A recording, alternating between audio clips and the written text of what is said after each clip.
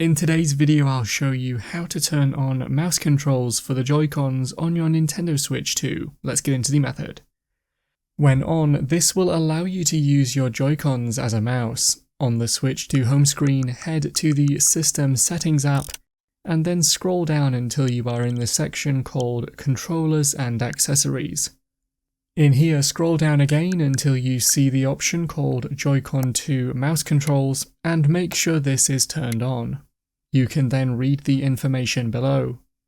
Now that this is turned on, you can remove the Joy-Cons from the Switch or grip and try them out as a mouse on a smooth surface using the coloured side. That's how to turn on mouse controls for the Joy-Cons on your Nintendo Switch 2.